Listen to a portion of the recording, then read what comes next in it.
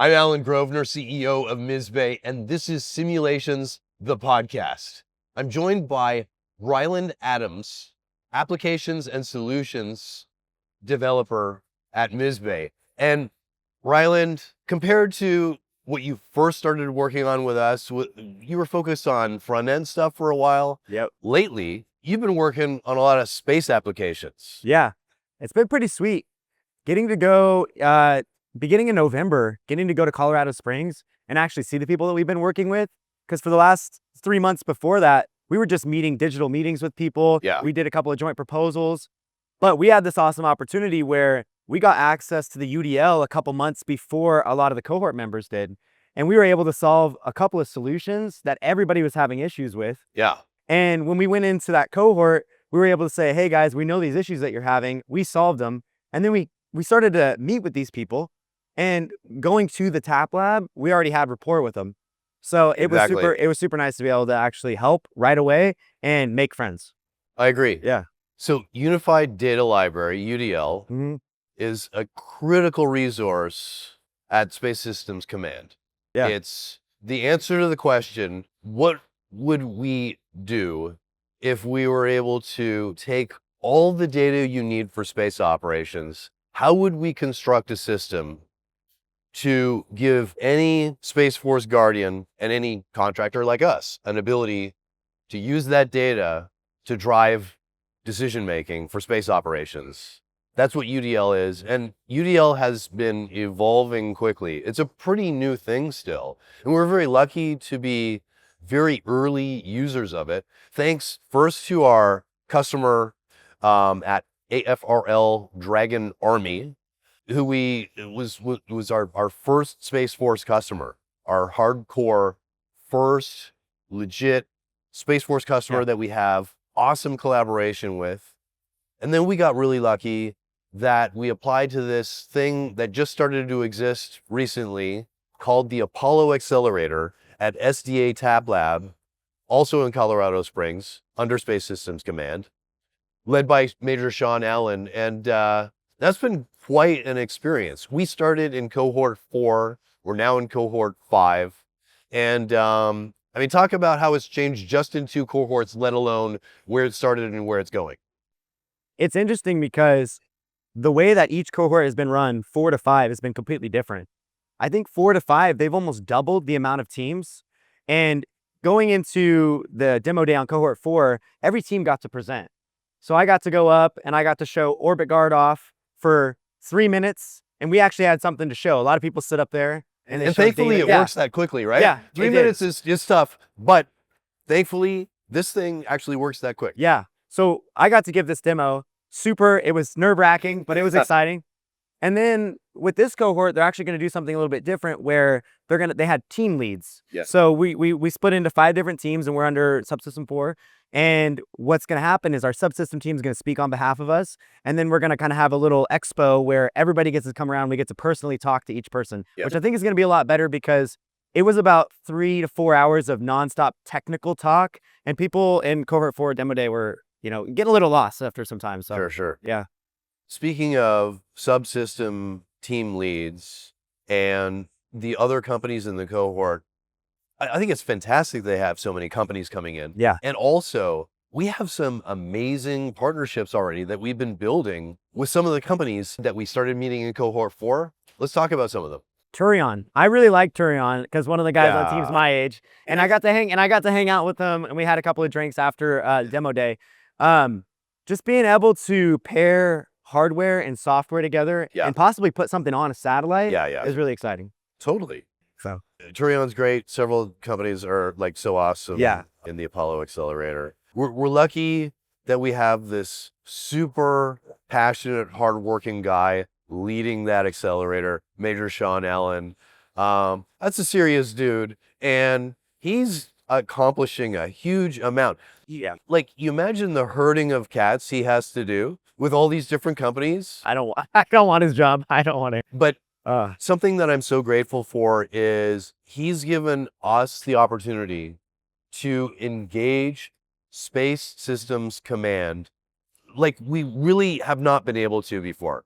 Like our AFRL Dragon Army customer, has been so good to us and has been so open to collaborating and giving us feedback. Yeah.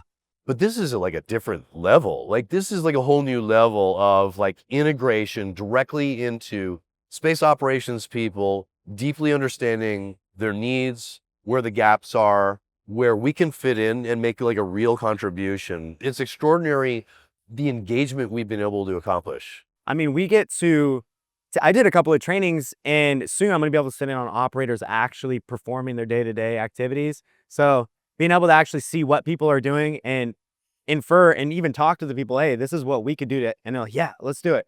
So it's nice to actually not have middlemen and actually talk to the source.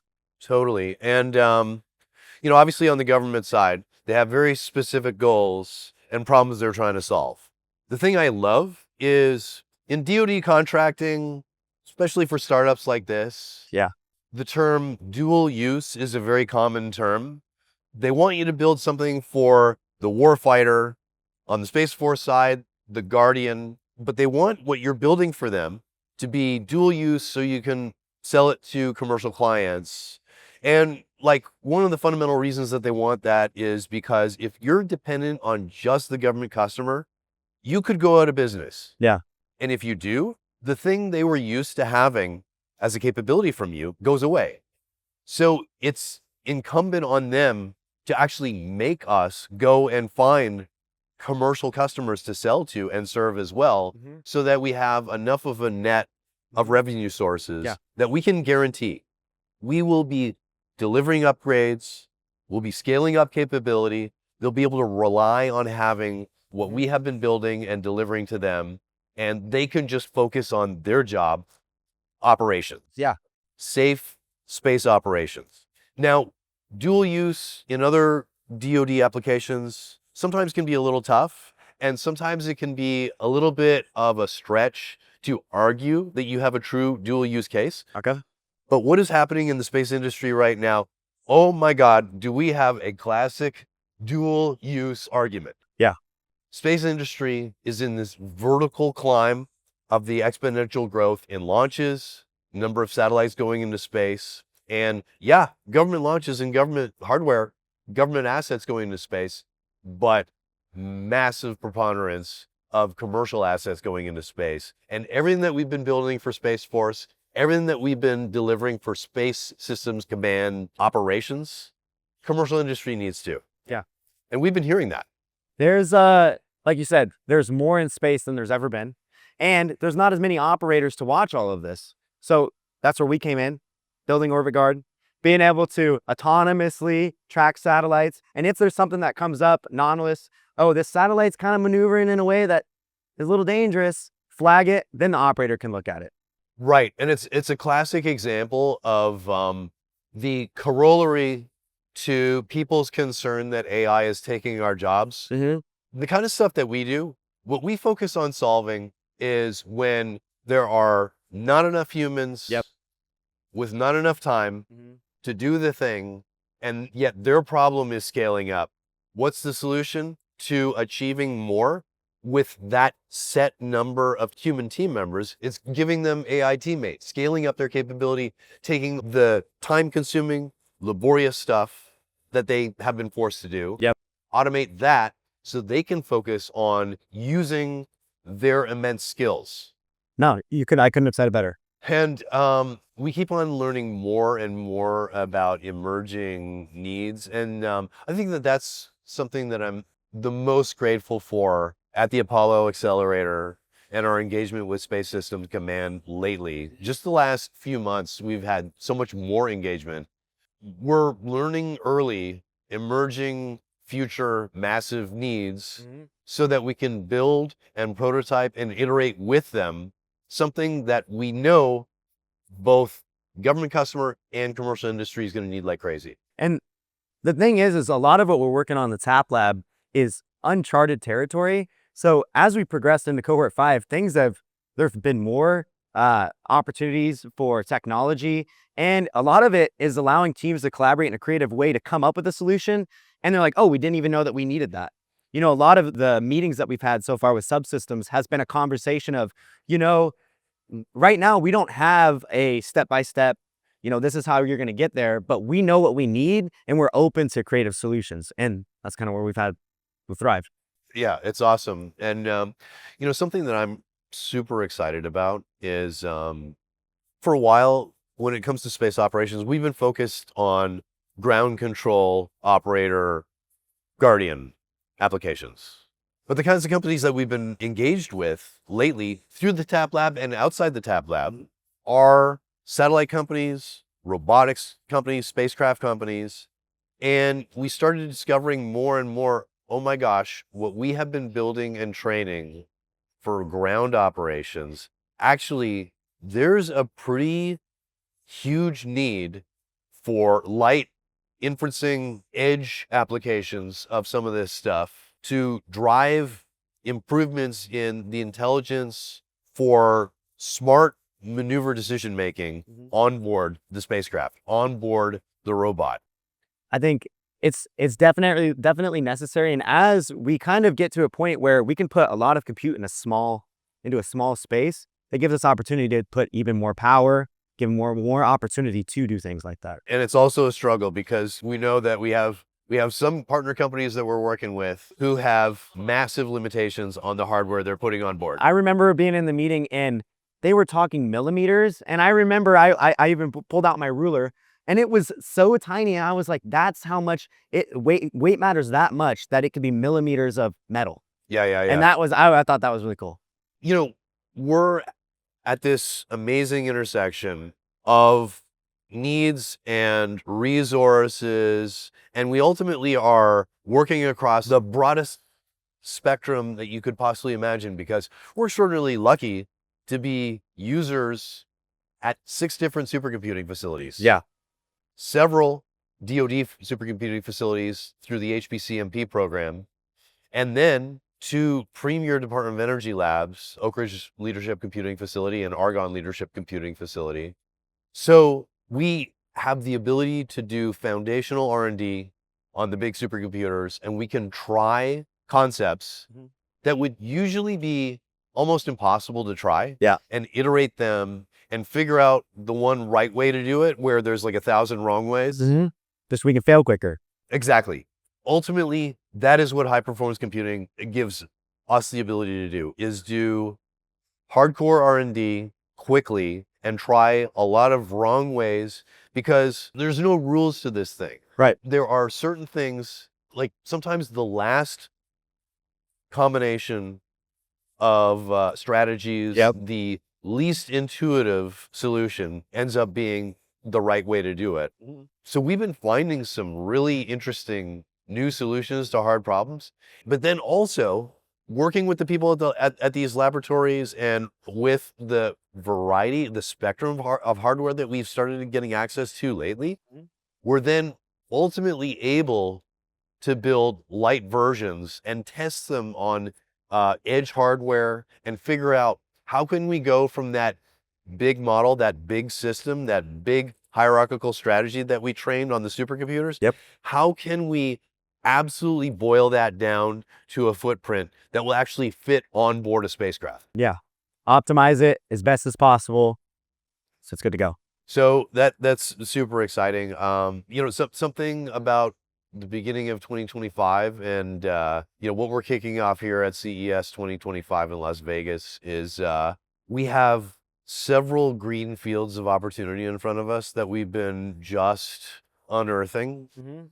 Space is a big one. And we have new needs that we've been addressing. We have new awesome partners that we've been working with, new customers that we started engaging with.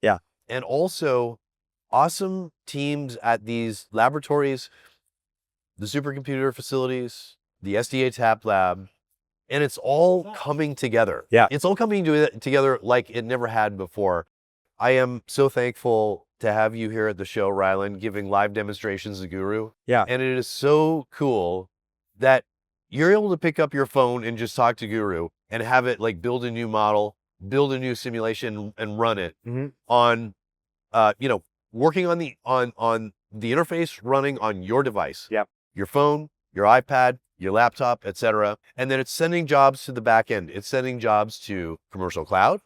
It's sending jobs to government supercomputing facilities from your phone. Yeah. And then you're getting the results passed back to your phone. It's been cool. I've talked to people, small companies, Google, South Korea, or everywhere. And the second that somebody gives me 2-3 minutes to talk, they leave saying, this is crazy. This is so cool. Like, I love telling, it's super exciting to be able to say like, oh, you know, Blender, you know, CAD, Pair Review, Unreal Engine, you can run that on your phone. And they ask, they're like, wait, so how does that work? How does that work? Because it has like 100 buttons in the interface. So how can I possibly use that on the phone? Oh, well, let me show you. I'm going to, Yep. Hello, Guru. Exactly. And then just being like, you know, we started work over here, and now I had the opportunity to go present to the Space Force. And it's super exciting because I feel like every single person I've talked to, they walk away saying like, man, this is what you need. If your guys aren't going to do it, somebody else is going to do it. Oh yeah. And that's always exciting to hear. And I mean, I love optimization. That's something, it's a Sunday morning and I'm like, I'm going to rearrange the living room. And the fact that we get to optimize so many different fields, that's what's exciting to me. I like that. It's totally exciting. We built a foundation of technologies where we focused on like engineering, modeling, and simulation first. And the thing about that is if you have a large language model and you try to do that, half the time it's going to lie to you and give you errors, and it's not going to warn you which half it was lying to you and giving you wrong results. And so if you are actually able to build a hierarchical system, you're able to set up a set of infrastructure so you can train it, then run verification and validation and certify it at each level of the hierarchy. Then you can actually deliver the customer and you can actually honestly tell them, this is going to do this work for you and you can actually rely on it. It's not going to hallucinate all over the place. And that was something that I mentioned. I was like, look guys, we started in 2017. We're not using ChatGPT. We're not using Cloud. We're not using Perplexity. We custom train AI on this software package for you, this package. Exactly. Nothing else. And that's why it works.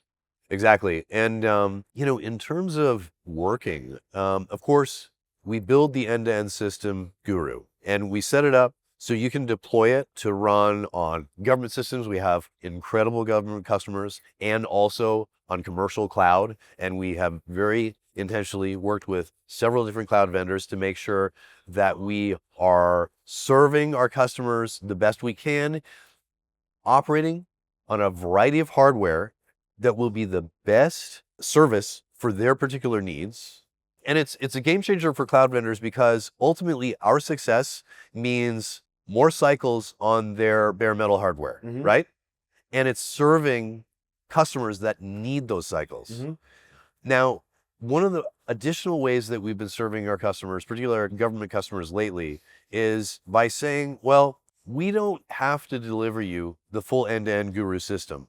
For some customers, they want one agent or one service. And in fact, they want to control the integration and they want it to work together with their own systems, their own software, and also they want it to interface nicely with products and services that are coming from other companies like us that are also serving that customer. And so that's another thing that we've been doing at SDA TAP Lab is delivering services. Flexible and modular, plug and play.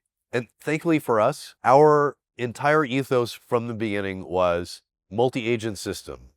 Build and train specialized skills agents that can be run in isolation or collaboratively. That's the foundation of the Guru architecture. Well, it gave us the obvious opportunity right away to say, oh, you want an individualized service and you want to just use that singular service? Great, we're already set up for that. It was easy. It was like we're using Node-RED to build these flows out so that they could take this modular code and plug it into their end-to-end system. And we had it up like halfway through the cohort. Like we were set, we were good to go. I'm so thrilled with the way that you have engaged with Space Systems Command through the cohort and with the partner companies as well. Yeah. And I'm thrilled that work that we had already done actually adds value there and actually gave us a way like to give back right away and helping, you know, people like you talked about the UDL example as a classic example.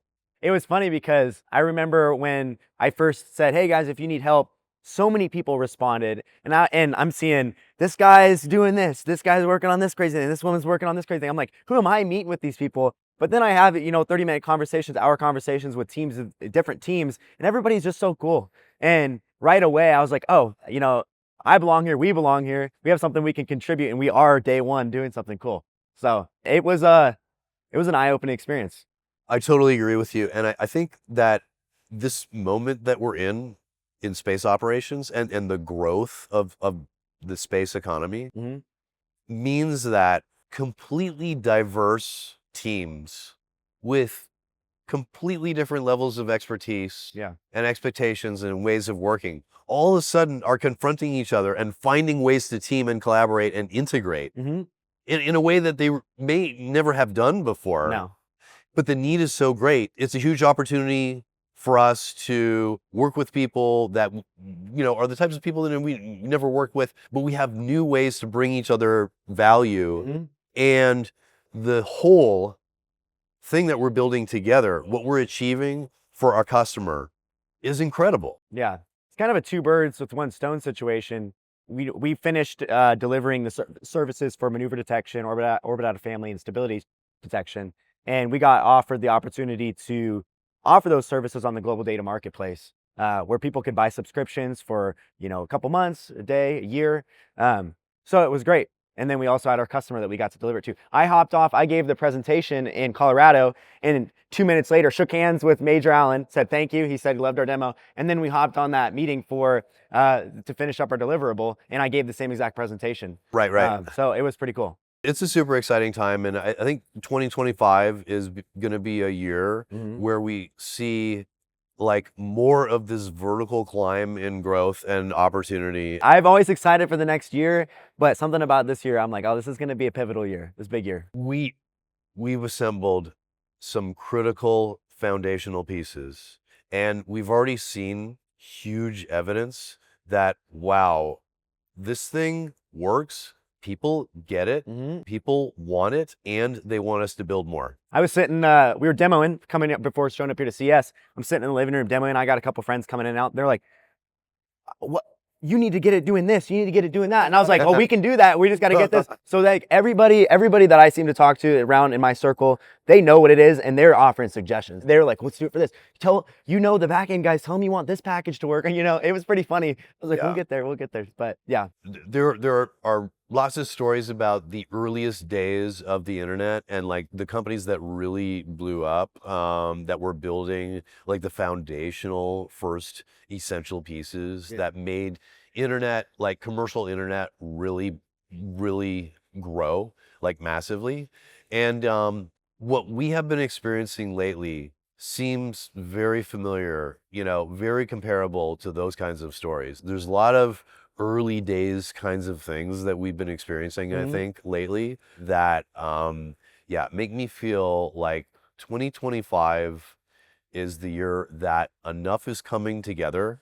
There is such incredible, immense need. And also, there's been this need growing for a while, but it took a while for a variety of different types of customers, particularly the government customer, to figure out enough about the nature of the need and how to address it and how they should be, building new contract engagements that I think this is where we start achieving like 10x, 100x kinds of, beautiful engagements that will, I think, really enable us to make some massive new contributions to the space economy. Well, I'm excited. Super excited. I'm really excited. Thanks, Ryland. This was great. Fun. I haven't had fun. Yeah. That's good. Thanks, Allan. All right.